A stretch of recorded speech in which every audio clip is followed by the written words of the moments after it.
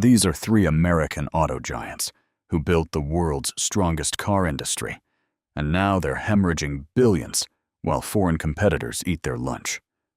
We're talking about Ford, General Motors, and Stellantis, the Detroit Big Three, who once dominated global automotive manufacturing, but now face their most existential crisis since the 2008 financial meltdown.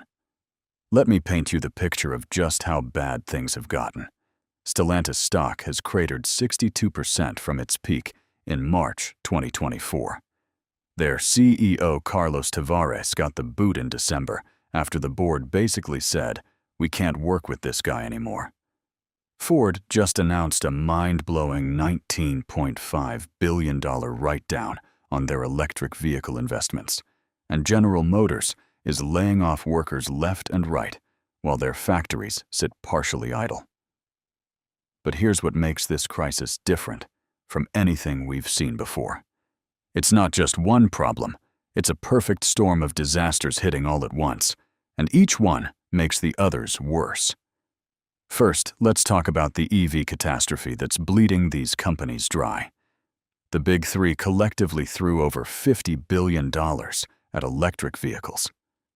Convinced that Americans were ready to ditch gas engines forever, Ford alone has lost $32.5 billion on EVs since 2023. That's not a typo, $32.5 billion down the drain.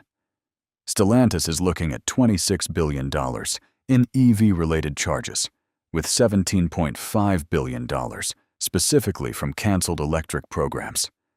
Why did this happen? Simple. They believed their own hype. From 2021 to 2024, automakers announced over $330 billion in EV and battery investments. They were convinced that government subsidies and environmental regulations would force consumers to buy electric. Instead, Americans kept buying gas-powered trucks and SUVs, while EVs struggled to reach even 10% of new car sales. Meanwhile, companies like Toyota were quietly selling over 620,000 sedans annually, a market that Ford, GM, and Stellantis abandoned years ago because Wall Street told them sedans weren't profitable enough. Now, those same sedans are printing money for their competitors, while Detroit scrambles to rebuild market segments they foolishly walked away from. Then came the tariffs. President Trump slapped 25% duties on imported vehicles and auto parts, and later cranked steel and aluminum tariffs up to 50%. Ford is expecting nearly $3 billion in tariff impacts this year. GM absorbed $1.1 billion in tariff costs just last quarter and is bracing for a total $4 to $5 billion hit in 2025. These companies are basically paying billions to the government while trying to shield customers from price increases they can't afford to pass along. Speaking of affordability, here's where things get really ugly. The average new car price has exploded to over $50,000. That's up 30% from less than $39,000 in early 2020. The old financial wisdom was the 20/4/10 rule. Put 20% down, finance for 4 years, and spend no more than 10% of your income on car expenses. That rule is completely dead. Median earners can budget about $700 monthly for all car costs, but the average new car payment alone is $936. And get this, over 20% of buyers in the fourth quarter of 2025 agreed to monthly payments topping $1,000. $1,000 a month for a car payment. The UAW strike in 2023 made everything worse. For 6 weeks, the union simultaneously struck all three Detroit automakers for the first time in history. When the dust settled, the companies agreed to massive wage increases and benefit improvements that pushed their labor costs way above non-union competitors like Toyota and Honda. The Economic Policy Institute found that Ford, GM, and Stellantis made $250 billion in profits from 2013 to 2022. But now they're paying the price with labor agreements that make them fundamentally less competitive. But the real existential threat isn't coming from high labor costs or even government regulations. It's coming from China. And most Americans have no idea how serious this is. Chinese automaker BYD just became the world's largest electric vehicle manufacturer, overtaking Tesla. They also outsold Ford globally for the first time ever. These aren't your grandfather's cheap Chinese knockoffs. BYD unveiled a fully electric crossover SUV that costs just $14,000 and can go 252 miles on a single charge. $14,000 for a brand. How is that possible? According to industry experts, the entire BYD Seagull is an exercise in efficiency. There's no single miracle explanation. The Chinese have simply engineered every component, every manufacturing process, and every supply chain decision for maximum cost effectiveness. They're not cutting corners on quality either. Mark Fields, former Ford CEO, admits what the Chinese have been able to do in the past 10 to 12 years in terms of quality of the vehicles is pretty amazing. The designs have improved a lot. The quality has improved a lot. Chinese automakers doubled their European market share in 2025.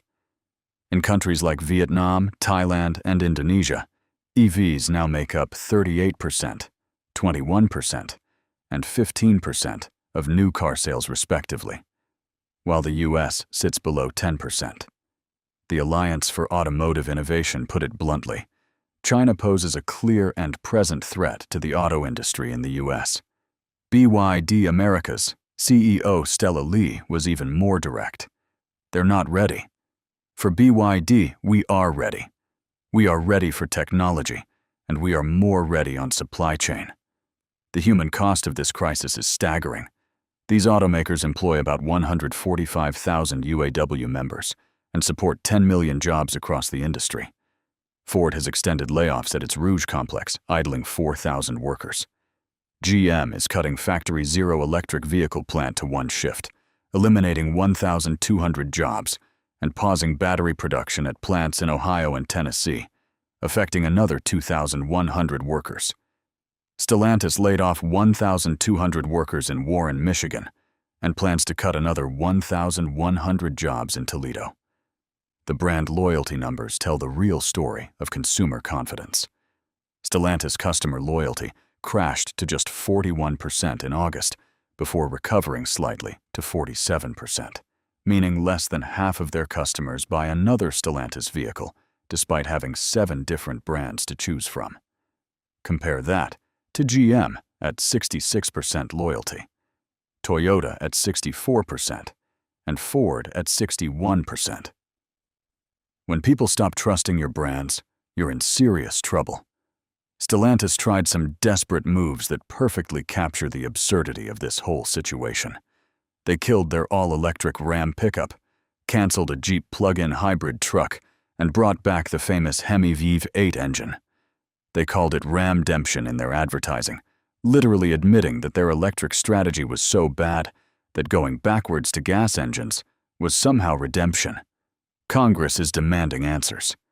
The CEOs of Ford, GM, and Stellantis have been called to testify before the Senate Commerce Committee in January 2026 about why vehicle prices have reached record highs.